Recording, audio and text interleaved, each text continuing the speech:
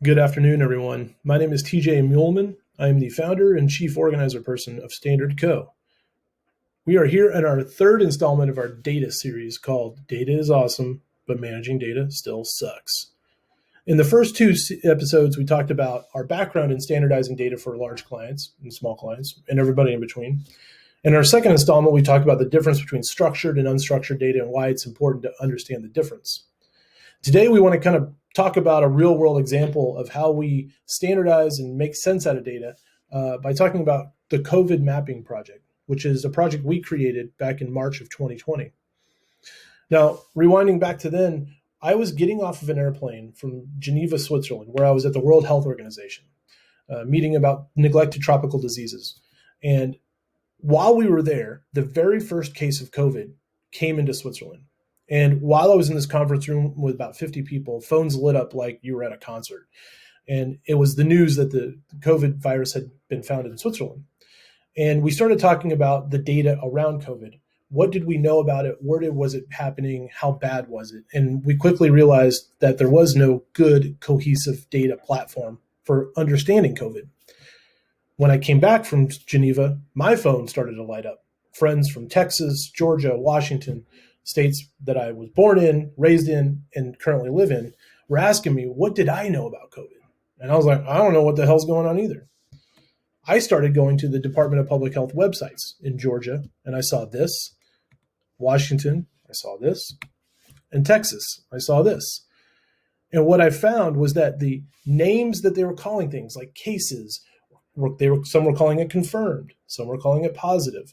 Some were calling them infections, and some were calling them cases or fatalities or deaths. The nomenclature, the way they were referring to these things, the systems they were using to tell the story, they were all different. And it was really hard to connect the dots between what was happening in one state and what was happening in another. So what we do for a living is help clients gather data from really remote and disparate parts of the world. Most of the time, that's with our native apps in remote villages in low and middle income countries. Little did we know that we would be using the exact same technology to gather data from public health websites here in the US.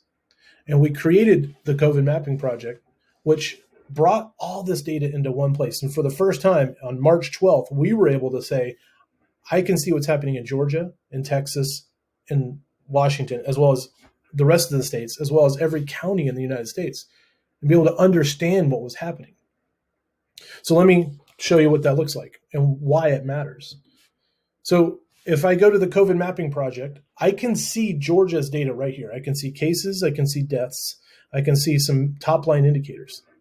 I can go to Washington, where I live now, and I see the exact same data. Same thing with Texas, same data. And the powerful part of all of this is that by putting it into one bucket, I can actually analyze across states and start to see trends in what might be happening. Here's a real world example. So here we are in July of 2021. COVID has started to quiet down. Things seem to be on the up and up. We're all good, except maybe we're not. And the way we know that is I have set up an alert that in Georgia, it's going to send me the caseloads, the new cases found in Georgia every single day, and send that email to me every morning around 8 a.m. And we have a goal that we set up of we're hoping for 500 cases or fewer every single day. Now, this is a goal that we made up. This is not some guideline by the CDC or the Department of Public Health. It's just something we were looking at. And what we noticed was that since May 31st of this year, we've been below that threshold. Good news. However, on July 9th, over the weekend, or late last week, we crept above that 500 threshold. So what does that mean? Is this the Delta variant? Is there something else going on? We are not epidemiologists. We are merely data people, and we're here just to point out trends that we notice. So I can use this data, click on this to go to a specialized dashboard that we created, and I can see here's the data for Georgia since pretty much the beginning of COVID in March of 2020. And this 500 line right here, we've been above it almost every day. In fact, every day since April of last year until May of this year. And then we crept back above it just last week. So if I wanted to dig into maybe where those cases are coming from, we've set up an additional dashboard that allows me to go from that state dashboard and start digging into specific days and counties in Georgia to understand maybe where these cases are coming from.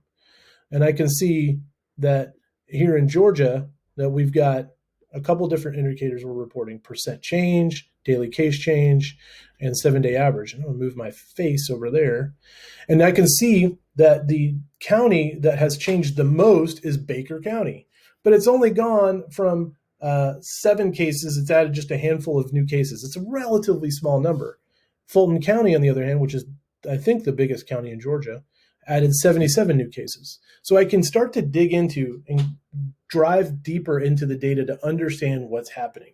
And the only reason we can do this is because we are bringing all the data into one place.